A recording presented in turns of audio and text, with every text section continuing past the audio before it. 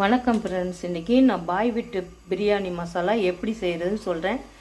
இதில் 20 கிராம் பட்டை, 1 ஸ்பூன் ஜீரகம், 1 ஸ்பூன் சோம்பு, 1 ஸ்பூன் மிளகு, 2 ஜாதிப்பத்திரி, 4 அன்னாசிப்பூ, 2 பிரிஞ்சி இலை, 1 ஸ்பூன் சோம்பு, வரமிளகா, 1 ஸ்பூன் மல்லி விதை, 1 ஸ்பூனுக்கு மேலே 2 ஸ்பூன் கிராம்பு, 10 கிராம் ஏலக்காய்.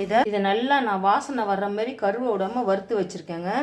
இதை அரைச்சிட்டு பவுட்ரு எப்படி இருக்குங்கிறத நான் உங்களுக்கு காமிக்கிறேன். சேவ் பண்ணி வச்சுக்கோங்க.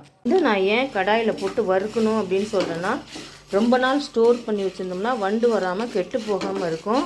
நல்லா வறுத்து பாருங்கள். இந்த பிரியாணி மசாலா அரைச்சோடனே நல்ல வாசனை வந்துருச்சு. இந்த மாதிரி நீங்கள் அரைச்சி நல்லா ஆற வச்சுக்கோங்க. ஆற வச்சுட்டு ஒரு ஏட்ட கண்டெய்னரில் போட்டு ஸ்டோர் பண்ணி வச்சுக்கோங்க. 1 கிலோ பிரியாணி செய்கிறீங்கன்னா 1 ஸ்பூன் போட்டுக்கோங்க.